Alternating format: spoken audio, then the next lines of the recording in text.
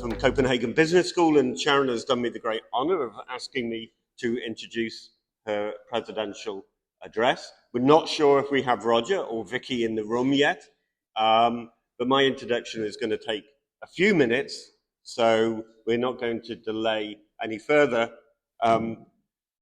So I'm proud to call Sharon Murphy my colleague and friend. I feel I hardly need to expound on Sharon's contribution to the field as a scholar, but I'm going to anyway. There are, I think, 4 books, 3 monographs, and an edited collection, as well as numerous articles, chapters, and cases, meticulously researched, scrupulously written, and trenchantly argued. Sharon's work has deepened and enriched our understanding of US financial, business, and institutional history in the 19th century. It is also intensely human work. As Sharon says in her profile on the Providence College website, she aims at better understanding of the 19th century world by looking through the lens of institutions that intimately affected the lives of everyday people. That is, she aims to write history as if people really mattered. Mattered both in the sense of them making a difference, and mattered in the sense that their lives, all of them, were of value. That spirit of valuing the human is also powerfully present, I think, in the theme that Sharon chose for this year's meeting, doing business in the public good.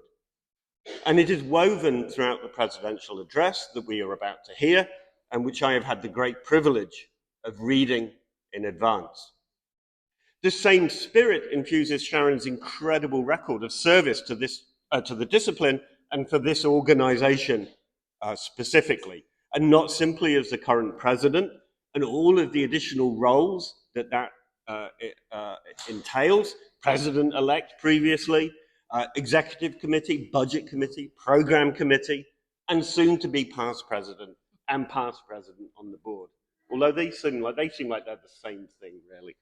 Sharon also currently serves on the inaugural committee of the Henry Kaufman Financial History Fellowship Program, and she has just embarked on a second stint on the nominating committee, the first time being in 2018-20. But I've barely begun. There's also the Hagley Book Prize Committee, again twice, and that's an enormous task, 2020 to 21 and 2017-18. And I still haven't finished. In addition to all of these, Sharon has also served on the Board of Trustees, the Electronic Media Oversight Committee, the Kerr Prize Committee, and the Emerging Scholars Committee. I don't know about Sharon, but I'm just exhausted reading that. You've also been chair of your department for the last several years as well, I believe. 107 days left. 107 days. I've been watching this count in real time on Facebook for it feels like for about 3 years now. So, and did I forget something? Surely not. Or maybe there's a few editorial duties on a certain journal as well. Yes, Sharon serves as associate editor at Enterprise and Society, which she joined for volume 12, number 2, back in 2011. And in fact, it was for the very same issue that I joined the associate editor team, both of us scouted by a certain Professor Scranton over there. And then finally, and most powerfully, this spirit I have been speaking of valuing the human, is there in Sharon's friendships, to which she is fiercely loyal, not least to those rooted in sisterhood. There is, I know, practically a whole generation of female business historians proud to consider themselves as Sharon's mentees. Speaking personally, so far as I can tell, Sharon and I first appeared on the same BHC program for the 2007 meeting in Cleveland. So that is perhaps where we first met, but my memory is fading and dim, so I can't be certain. But starting points hardly matter. It is what endures that matters.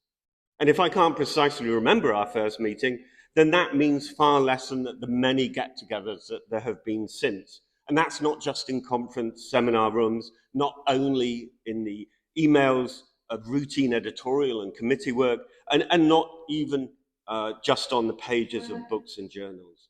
So, for example, it gives me great pleasure to remember when my wife Christine and I were able to welcome Sharon and Kono, who's over here with the rest of Sharon's family, to our home, where there was, as I remember, food, some wine, I would imagine, probably, definitely some good conversation, and I hope a break from the grind of archival work, at least for one evening. But I also wanted to include other voices in this testimony, especially those of that generation of younger female historians to whom Sharon is such an important figure. And so I turned to my colleague at CBS, Hannah Knox-Tucker, and I make no apology for using her words over mine. And Hannah lays it out with great eloquence. And I quote, "Sharon does not bullshit you."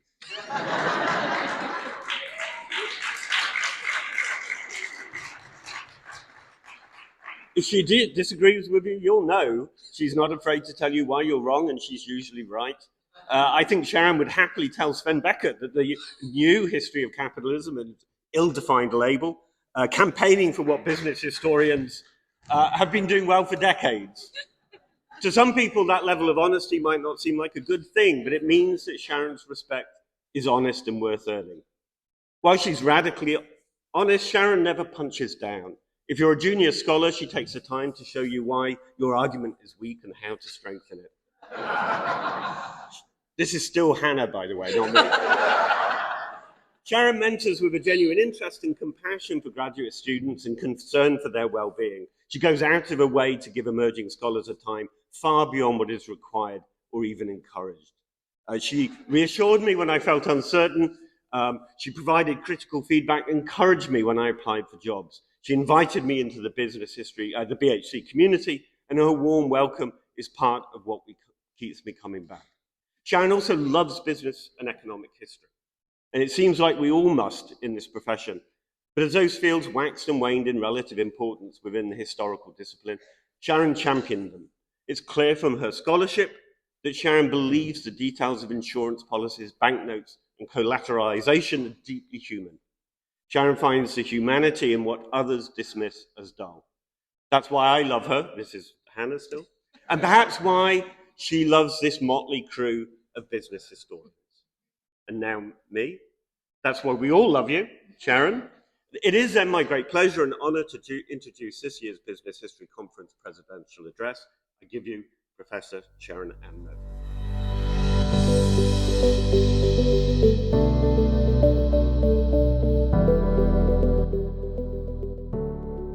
Finally, my family is here today. My husband Ken, my two kids, they're so supportive of me and all my craziness and all my time away and busyness. So I really appreciate them being here as well. This is their first presidential address, but this is not actually their first BHC conference. So my daughter first came to the BHC in Milan when she was 4.5 months old. While I was doing conference stuff, her and her father got to go around town, checking out the sites. And then as a family, we got to do some stuff up in the Lake District. And then my son went to his first BHC when he was 3 weeks old in Philadelphia. He actually came to the panels with me and judged the Care Prize. And I think he made a good choice that year. Meanwhile, my daughter got to hang out with her grandparents, gallivanting around Philadelphia, checking out the aquarium, checking out the Liberty Bell. So, but this is the first time they're gonna have to endure an actual speech. So, so now they're sufficiently embarrassed. The theme of this year's conference is doing business in the public history. But what does it actually mean to do business in the public interest? For people like Nobel Prize winning economist Milton Friedman, the very idea is an oxymoron. By definition, a capitalist business enterprise is a for-profit institution whose sole purpose is self-interest. Proponents of this line of thought often turn to Adam Smith's famous words from The Wealth of Nations to support that argument, although his words are usually taken out of context. Smith said that society is best served when individuals pursue their self-interest on behalf of domestic rather than foreign industry.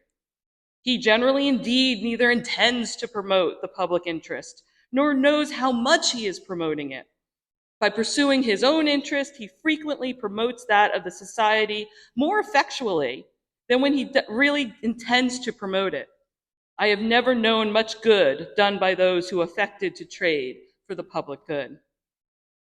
Yet this idea that self-interest is equivalent to profit maximization is not what Smith actually said, either here or elsewhere in The Wealth of Nations. Profit maximization assumes that the only relevant stakeholders in a firm are the owners or stockholders, not its employees or customers, and certainly not interests outside of the firm, such as local communities or the environment. And even the idea that self-interest more broadly should be the sole guiding principle of every business enterprise assumes that this so-called self-interest, whether for the individual or the business corporation, is something concrete, knowable, definable. It assumes that there is no choice involved and that it's mutually exclusive. It assumes that self-interest itself is a positive good that will lead to a desirable outcome for society. It also assumes no difference in self-interest over the short, medium, or long terms. Finally, it ignores the historical origins of incorporation as creating legal entities with privileges from and duties to the state. Indeed, when Adam Smith referred to the public interest, he was arguing against the mercantile system as being the optimal means of promoting economic growth for the nation as a whole. But his ultimate goal was still the economic well-being of the nation. And yet, despite all these embedded assumptions, this idea that profit maximization is the sole purpose of a capitalist enterprise, the idea that greed is good, still occupies a dominant place in business culture, not only in the United States, but around the world. We have all experienced this, both on the macro and the micro levels, and it had a somewhat formative impact on my own life. So I'll say as an aside, the one instruction I received from Roger Horowitz about this presidential address was that I had to do something biographical. People like biography, he said. So I was born 50 years ago in northern New Jersey as the third and youngest child of an Italian-American mother and an Irish-American father. At the time, my mother was a homemaker, and my father, Joseph, or Jay as he was called, was an associate auditor at a local bank. They had met as first-generation college students in the early 1960s. But when my father left college after flunking out of the engineering school, he couldn't pass physics. My mother left with only an associate's degree. She had really only gone to college to get her MRS or Mrs. degree anyway, and so this was fine by her. But my father was good at math. And luckily for him, his mother, seen here in this picture, possessed a critical piece of social capital. As past BHC President Pam Laird so wonderfully describes in her Hagley Prize-winning book, Pull, Networking and Success Since Benjamin Franklin, connections through family and friends can often be the essential launching pad for someone's career. My grandmother's best friend from high school just happened to be married to the president of a local bank. And he hired Jay as a bank teller. Over the next 28 years, my dad worked his way up the ranks into middle management at the National Community Bank in New Jersey. Soon after I was born, he also began night school, finally earning his bachelor's degree in accounting in 1981 at the age of 39. By the late 1980s, my dad was still working at National Community Bank, but now in the Internal Security Department. And I used to love going with him into the office and examining the fake checks and counterfeit bills that people had tried to use to defraud the bank. Incoming president Stephen Mim likely also would have gotten a kick out of this. And then one afternoon in early December, oops, I went too fast. During my senior year of high school, I returned home from school to find him sitting at the kitchen table in the middle of the day. The bank, though still profitable, had decided to pare its top-heavy management ranks by laying off 50 mid-level employees. Not one upper executive was included in these layoffs. In press releases, the new bank president, who had been appointed to the job less than a week earlier, blamed the recession, with newspaper articles calling the bank the latest recession victim. Yet, even amidst the recession, the bank had already earned $9 million during the first 3 quarters of the year and anticipated solid profits for the fourth quarter as well. The president assured the public, "We have been substantially more profitable than we were in 1990.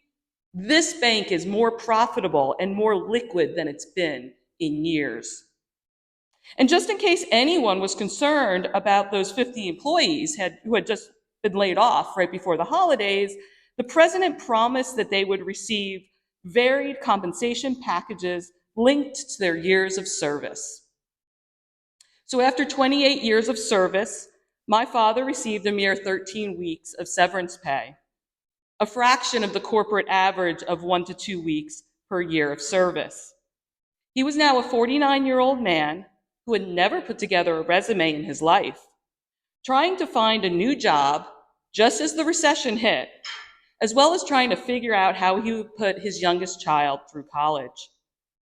For the next several years, he would join what we would now call the gig economy, as described in Ben Waterhouse's great new book, One Day I'll Work for Myself. He got up at 4 a.m. and delivered newspapers from the back of his hatchback Honda Civic. He worked all sorts of crazy hours as a limo driver. If it had existed at the time, he absolutely would have been an Uber or Lyft driver. The timing of the layoff meant that I was not qualified for any financial aid for college, but I was lucky enough to have cobbled together enough scholarship money and loans for my out-of-state tuition at the University of Virginia, working summers and vacations to cover my room and board. Then, in the mid-1990s, my dad began working an entry-level position in retail at the Home Depot. 14 years later, he would retire from Home Depot, still working a wage position, answering phones in their customer service center. Sadly, he took this change in status personally. He had always been a kind, funny, big-hearted Irishman who taught me always to root for the underdog. But for the last 25 years of his life, he believed he was a failure. He died in 2015, a broken man. Now, the Milton Friedmans of the world might say that the bank had no other option than to lay off these employees. It was in the best interest of the bottom line. But as it would quickly become clear in the months after the layoffs, the bank was actually trying to position itself financially to be taken over by the Bank of New York. As former BHC President Mark Rose documents in his 2019 book, Market Rules, the early 1990s was a period when the regulations governing interstate banking were quickly evolving, and numerous banks attempted to take advantage of these new opportunities. The National Community Bank was one of New Jersey's largest banks and was headquartered in the extremely lucrative northern New Jersey market, a prime target for New York bankers. When rumors of the potential merger began percolating, the National Community Bank's stock price shot through the roof to record levels. And stockholders, as well as those upper management, did indeed make a killing when the merger was finalized in 1993. Yet businesses are not automatons. No invisible hand dictated the necessity of a profitable bank laying off long-tenured workers during the holidays with little to no recompense in order to boost profitability in anticipation of a potentially lucrative merger deal. While academics, politicians, and courts in the United States might debate whether or not corporations are actually legal persons with all the rights and responsibilities of citizenship, as former BHC president Naomi Lamoureux has so ably documented in her extensive research on corporate personhood, in reality, all businesses, from sole proprietorships and partnerships all the way to the largest multinational enterprises, still depend on the decision-making and choices of individuals. Indeed, the chief defense given for the massive surge in CEO compensation packages since the 1980s is that the decisions of individuals at the top can make a profound difference for the success of a company. Yet if self-interest were self-evident, and if businesses operating under a purely capitalist ethos were really led by an invisible hand towards profit maximization, then the individuals comprising the leadership of that enterprise should matter much less. Perhaps these CEOs are acting in their own self-interest, but this may or may not be in the long-term self-interest of the firm. But I don't wish to belabor this point. In coming up with the conference theme, I think I already tipped my hand that I don't buy into the idea that the rationale behind capitalism compels businesses to ignore the public interest. So let's start again. What does it mean to do business in the public interest? At this point, I'm fully aware that I have neither defined the public, nor who actually gets to decide what's in the best interest of this amorphous public, nor who gets to decide between potentially conflicting public interests. It also assumes that the public interest is necessarily always something positive for society. For the purposes of the conference, I intentionally left this idea vague. And you all responded with a plethora of wonderful papers and panels, all interpreting this idea from a wide range of perspectives. But I'd now like to narrow this theme down considerably, until we end up at one facet that I find particularly interesting and in some cases highly problematic. And as a caveat, I am a US historian primarily, so my examples will largely be from the United States context, although I think that the ideas behind them can apply much more widely. So by far the easiest layer to eliminate from discussion are all practices done in compliance with regulatory requirements.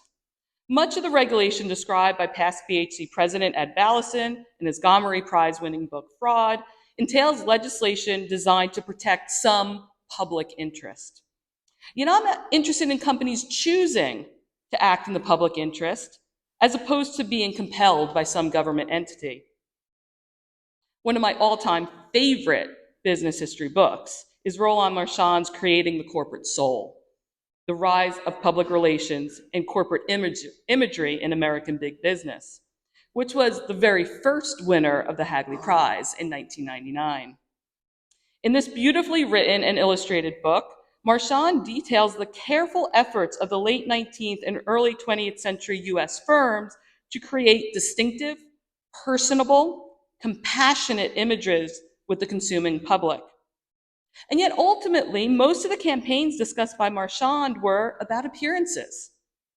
Corporations needed to convince the public that they were more than greedy, profit-maximizing enterprises. But actions that are primarily public relations ploys, with little actual risk or sacrifice on the part of the company, are also not what I have in mind. Nor do I mean instances of outright hypocrisy, where the company's public pronouncements are in direct conflict with their private behavior. For example, at the beginning of the 21st century, Volkswagen had positioned itself as an industry leader in environmental sustainability, even winning 2 Green Car of the Year awards in 2009 and 2010. In reality, the company had deliberately installed devices in their cars to produce artificially low emissions results when tested under lab conditions. And in the wake of the Citizens United Supreme Court decision, it has become increasingly common for corporations in the United States to publicly advocate for one position that they perceive as being popular with the public, while contributing to politicians or political advocacy groups that support the exact opposite stance. These also are not quite what I had in mind. At the next level are a wide range of activities that can be lumped together under the mantra of doing well by doing good. These are business models in which doing what is in the public interest easily aligns with corporate goals, or where the business specifically innovates to take advantage of an opportunity which it perceives as being in the public interest. Volkswagen's clean diesel innovation would have fallen under this latter category had they actually succeeded in producing an environmentally friendly engine and then profited from its production. This idea of doing well by doing good is often associated with the idea of corporate social responsibility and has been prominently studied by many people here, including past BHC President Kenley Partito. Growing up, I was extremely close to my paternal grandparents. My grandfather, Austin Murphy, or Huck as he was more commonly known, was the youngest of 8 children. When he was only 3 years old, his father, who had been working at the time as a streetcar conductor, died, leaving his mother to support the large family. She began taking in laundry while the teenage children picked up various jobs on the railroad and in local factories. When Huck was 16, in 1929, on the eve of the Great Depression, he dropped out of high school in order to help provide for his mother. As a 17-year-old in the 1930 census, he listed his occupation as none, while his 3 older sisters and 1 older brother, who still lived at home, all listed various clerical occupations. By all accounts, Huck was extremely talented with electronics. He was a handyman who could fix anything. It's unclear what he actually did for employment throughout the 1930s. But by World War II, he was working at Bendix Aviation. During the 1920s, Bendix was a supplier of components for the budding aviation industry. The company then suffered greatly during the Great Depression, and its founder had to declare bankruptcy. Yet, as with many parts of the US economy, the company's fortunes changed rapidly with the onset of World War II. Bendix became a major manufacturer of radio equipment for military planes, producing approximately 75% of all avionics for US aircraft. Contributing to the war effort enabled Bendix to survive and thrive after the Great Depression. My grandmother later told me, Grandpa was real mad that because he wanted to go to war, but was ineligible. I'm not sure whether he was ineligible because he was employed in a critical military industry, or because he was a 28-year-old married man with a baby at home and another on the way. But even though he wasn't able to fight, my grandmother told me how proud he was to be contributing to the war effort through his work at Bendix. As Mark Wilson has demonstrated in his Hagley and Gomery Prize-winning book, Destructive Creation, American Business and the Winning of World War II, it was easy for corporations like Bendix to demonstrate that they were doing business in the public interest by supporting the war effort. Yet in this case, doing business in the public interest was not at all in conflict with profit maximization. So this is also not what I'm interested in. On the flip side, we might look at a corporation doing well by not doing good. By this, I mean those companies who make profit at the expense of the public interest, whether by polluting the environment or harming their workers or hurting consumers. Here's a candid shot of my grandparents in the mid-1960s, alongside 2 aunts and my dad's cousin. Notice my one aunt sitting on the couch holding an ashtray, while both of my grandparents have cigarettes in their hands. Soon after this picture was taken, my grandmother would quit smoking. But my grandfather remained a lifelong smoker, dying of lung cancer in 1985. But companies who actively prey on the public, are also not where my interests lie. So I'll put that aside as well. What I'm really interested in are a different set of circumstances.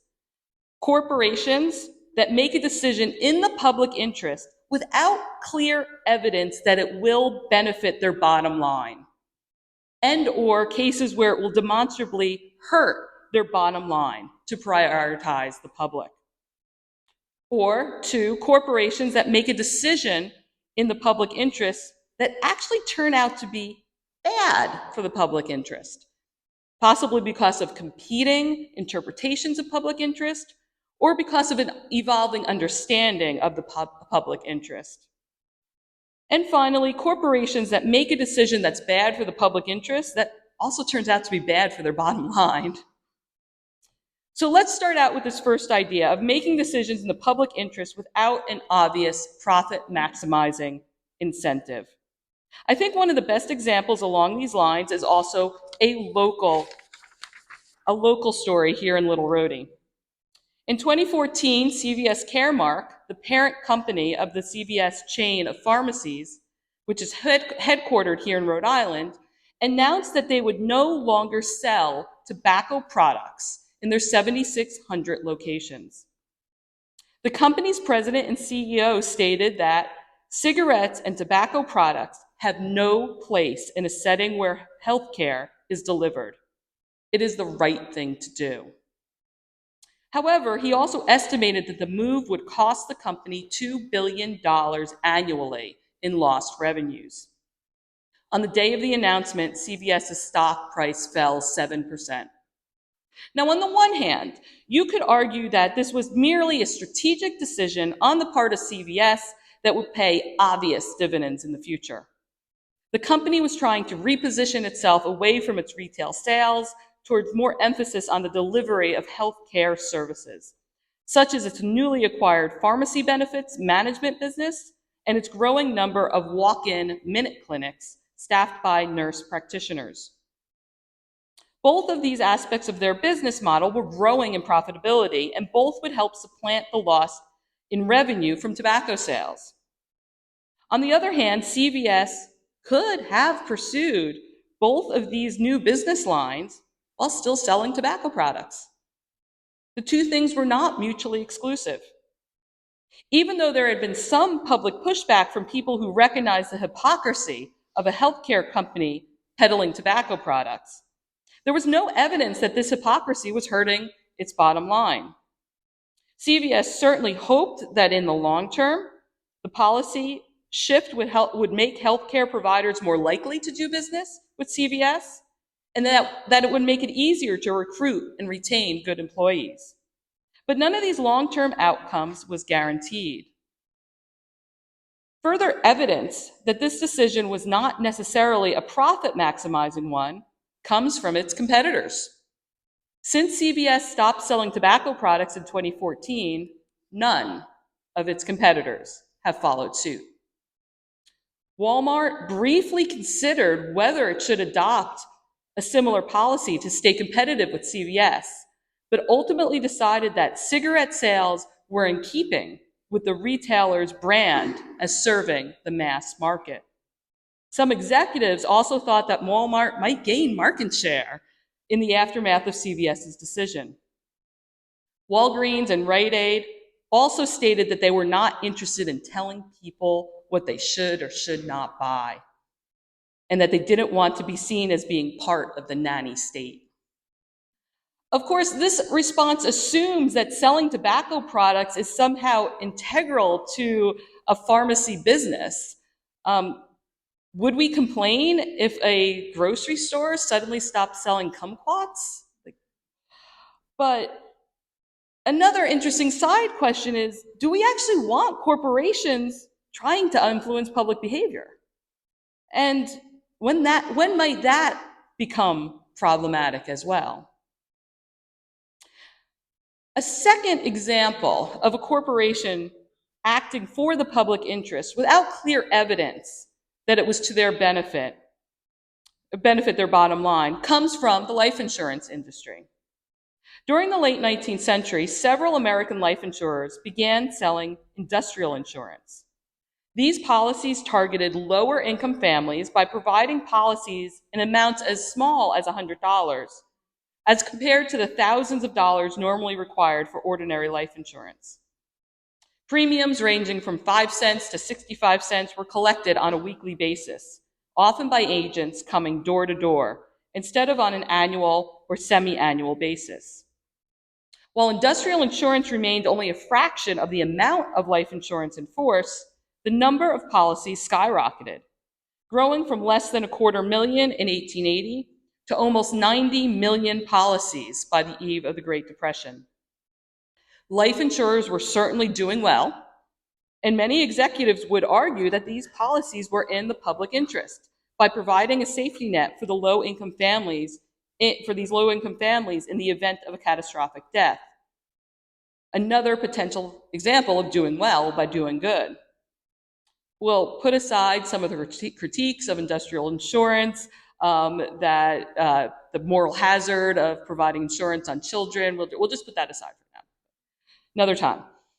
Beginning in 1908, though, executives at the Metropolitan Life Insurance Company, the leading provider of industrial policies, determined that they were in a unique position to help working families beyond just providing insurance policies. The company created a welfare department and hired a prominent sociologist to head the office.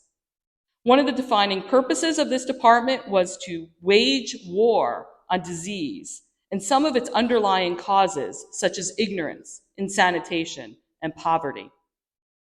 MetLife would take advantage of its array of insurance agents to address public health concerns.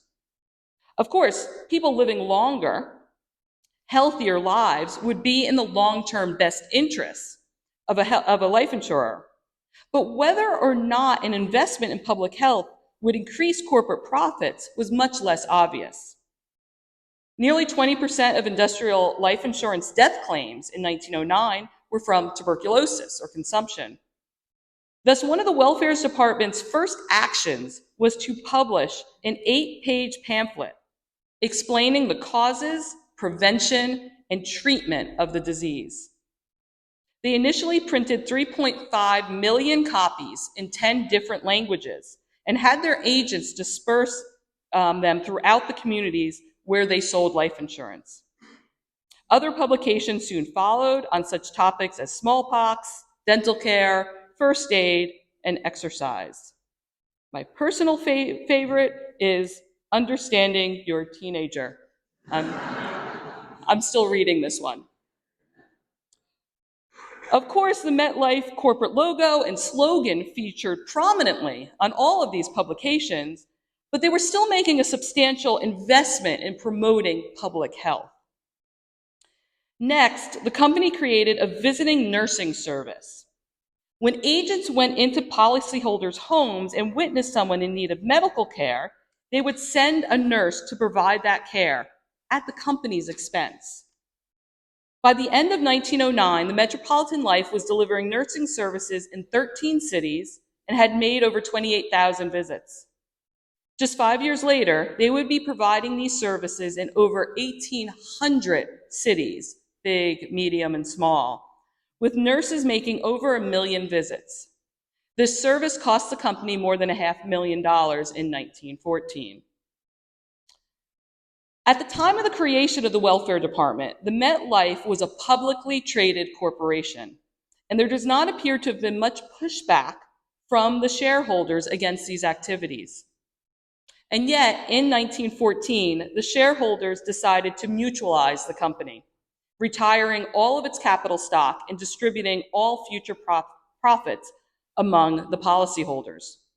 One could even perhaps argue that mutualization itself was a corporate decision that prioritized the public interest in the form of the policyholders over profit maximization. 1914 was also the year of birth for my paternal grandmother, Mildred Bradley Murphy. Until her death in 2006, Mildred was by far the most important person in my life. Unlike my grandfather Huck, Mildred was born into a relatively comfortable middle-class family. By the 1920s, her father was working as a building inspector in Jersey City for the infamous political boss, Mayor Frank Hague. My grandmother once told me that Mayor Hague was actually her godfather and that he bought her a convertible car on her 16th birthday in 1930. Mildred was absolutely a social butterfly. She won Most Popular Girl in Lyndhurst that same year. Now, after graduating from high school in 1931, Mildred began working at the Metropolitan Life Insurance Company in New York City. Clerical work was one of the most common occupations for young, educated, unmarried, native-born, white, middle-class women. In the few photos I have from her work life, she is surrounded by the filing cabinets of the MetLife office. As past BHC president, Joanne Yates has documented both in her book, Structuring the Information Age, as well as a great chapter in A Nation Transformed by Information, these systems of organizing and storing large amounts of data were central to corporations like MetLife and depended on this growing workforce of clerical women. At some point, MetLife awarded Mildred a sterling silver pin from Tiffany & Company for her faithful service. When Mildred and Huck married in 1938, the girls at work celebrated by throwing her a bridal shower at her desk. But unlike many women who were forced to leave their jobs upon marriage, MetLife did not have that policy. She remained in the office for another 2 years until she became pregnant with my father's older brother, born in 1941. The girls again threw her a combined baby shower, going away party at her desk. She would not return to the workforce until her youngest son was a teenager in the 1960s, when she would start doing clerical work again through a temp agency. Yet while MetLife did not require married women to quit their jobs, many other corporations, particularly those that employed large number of women in clerical positions like insurance companies and banks, did have these so-called marriage bars.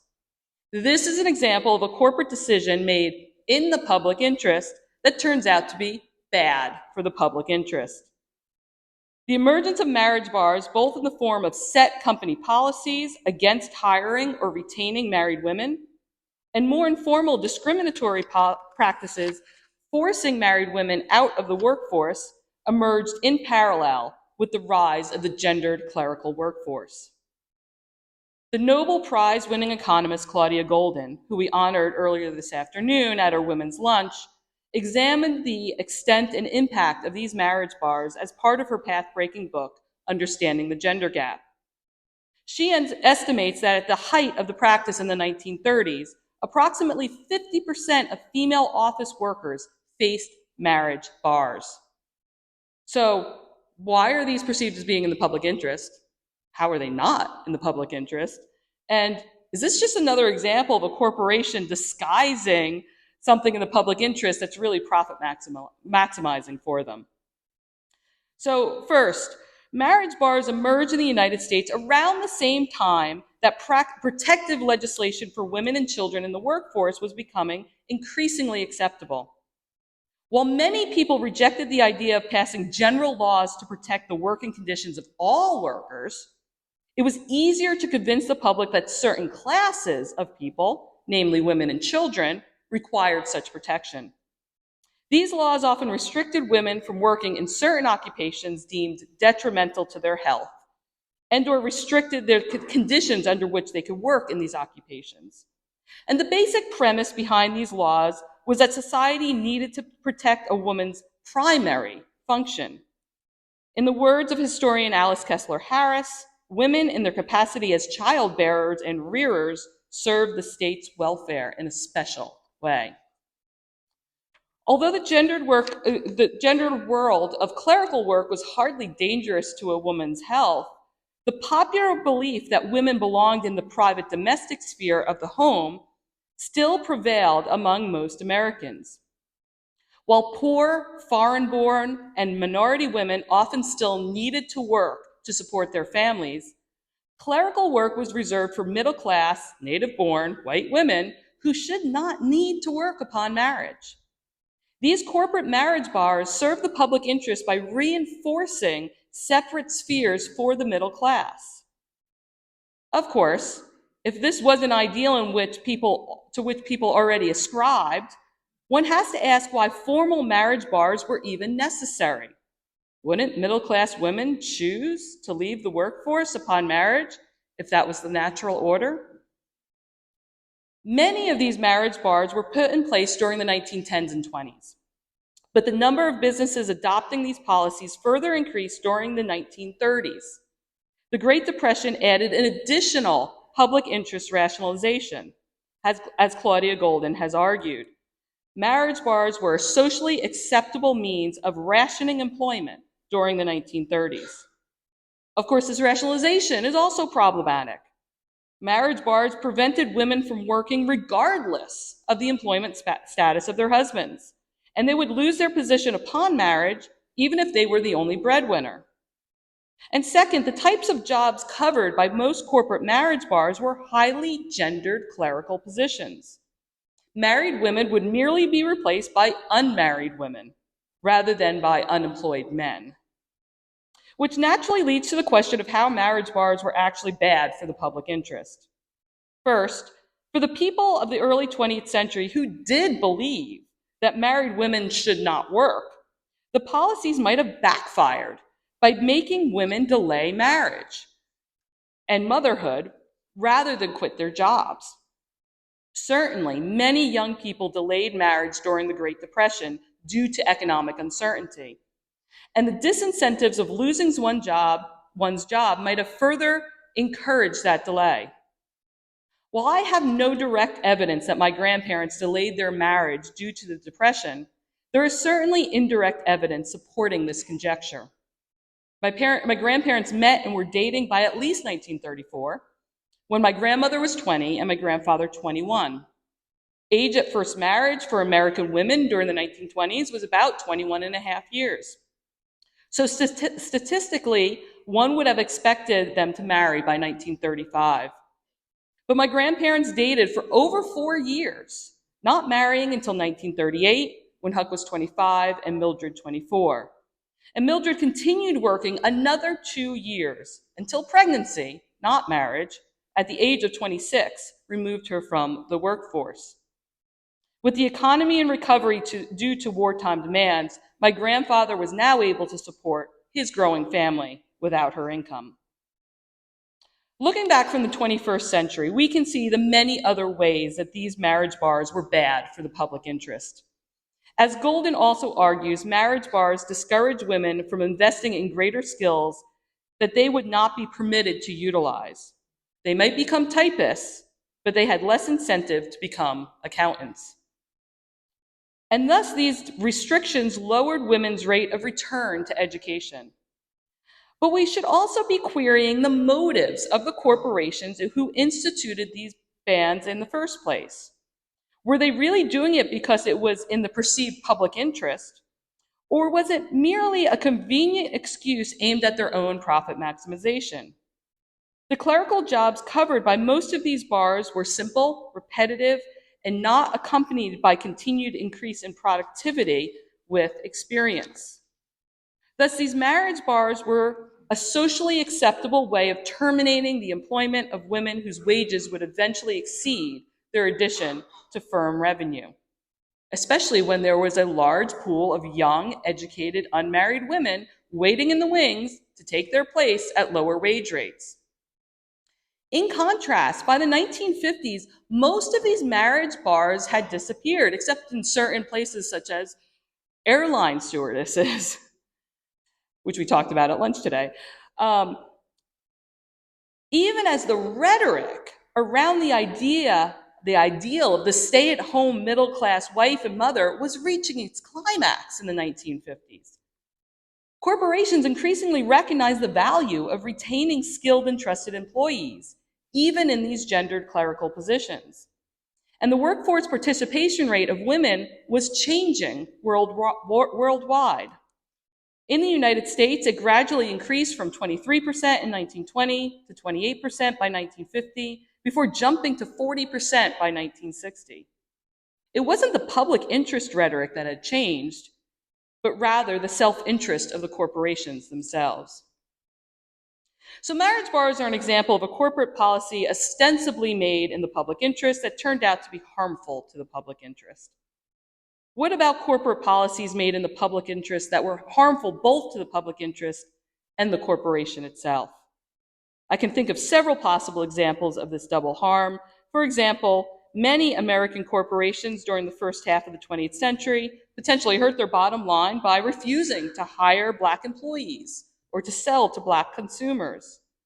At the time, a majority of white Americans endorsed segregation as being in the best interest of the public. And it would take several decades of organized, direct challenge from Black Americans for this viewpoint to be reversed. Some of the greatest successes of the civil rights movement came when they were able to convince businesses that support for segregation was hurting their bottom line. Marcia Chatelain's recent Hagley and Pulitzer Prize-winning book, Franchise, examines this in the case of McDonald's. But the example on which I'd like to end is from my own recent work on banking and slavery. I argue in that book that the evolving financial demands of planters during the 1810s and 20s, particularly in the growing regions of the southern US frontier, propelled the development of innovative banking institutions to address their unique credit needs. Banks operating on the southern frontier were central to the movement of vast numbers of people, both free and enslaved, to the fertile cotton and sugar lands of the American South, which drove the rapid development of the United States by mid-century with its dependence on a slave economy. In all likelihood, without this financial infrastructure, the settlement of the South would have been much slower, with smaller plantations and a much reduced domestic slave trade. During the panics of 1837 and 1839, Southerners quickly found that they had over-leveraged their human property. Frontier banks faced a choice: either foreclose on slaveholding consumers and sell their plantations and enslaved workers at a severe loss, which likely would have had a catastrophic effect on the slave economy of the region, or renegotiate more lenient terms with debtors, which would put the security of the bank itself at risk. In this case, what was best for the public interest, meaning what was in the best interest of the slaveholders, was leniency. Especially in the case of the largest debtors, the banks often treated them as too big to fail, repeatedly renegotiating loan contracts to avoid, at almost any cost, the seizure and sale of land and human property in the midst of the downturn. Having invested so heavily in plantations and enslaved lives during the 1830s, most banks chose to prop up the system of slavery rather than oversee its collapse. By serving as a financial safety net for slaveholders during the Depression, frontier banks helped lay the foundations of the Southern economic boom during the 1850s. Yet the willingness of banks to embrace long-term mortgages on land and human property, and their leniency toward many delinquent slaveholders during the Depression itself, ultimately resulted in the failure of a large percentage of banks, particularly in the frontier South. In effect, many frontier banks sacrificed themselves at the altar of the slave system. Slavery would survive, but at the expense of the banks. So in hindsight, we would say that propping up slavery was a decision that was bad for the greater public interest of the United States, even if it was beneficial to the narrower interests of the slaveholders. And what was bad for the public interest turned out to be bad for the banks as well, as the vast majority of them went bankrupt as a result. So in my story, doing business in the public interest has gone from doing well by doing good to doing badly by behaving badly. Where does this leave us? Some might say that this validates Milton Friedman. The public interest is just too changeable, too conflicting, too fraught with the potential to do harm to justify the risks to a business enterprise. Therefore, we might as well not even try. And yet, just as Roland Marchand documented for the 1890s to 1930s, the desire for corporations to demonstrate that they have a conscience, if not an actual soul, remains extremely high. In a 2023 survey conducted by Gallup and Bentley University, located just a few miles north of here, Over 80% of Americans believe it is extremely important that businesses make money in ethical ways and compensate all workers fairly. But less than one-third think businesses are effectively doing both. 88% of Americans believe businesses have a great deal or some power to positively impact people's lives, although only 58% say these organizations are very or somewhat effective in doing so. And 71% of workers under the age of 30 would move jobs to make a greater positive impact on the world. And 29% of such workers would take a 10% pay cut to do so. Corporations are not people, but they are comprised of people with all their many flaws. If the corporation has a soul, if it has a conscience, it is only because of the choices ultimately made by those same flawed people. There's a very old saying that the perfect is the enemy of the good. Corporations doing business in the public interest aren't always going to get it right. And there are times when they may actually get it very, very wrong. But as we discussed during the opening plenary in the case of the climate crisis, the potential benefit of businesses harnessing their immense power on behalf of a public interest is quite large.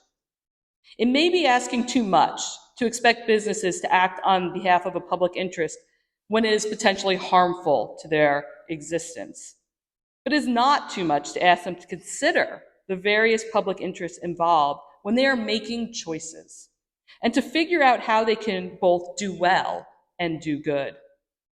But it is ultimately up to the public itself to be monitoring these decisions, both to reward those businesses that are stepping up to the challenge and to discipline those businesses who are behaving in ways that are detrimental to the public interest. Thank you.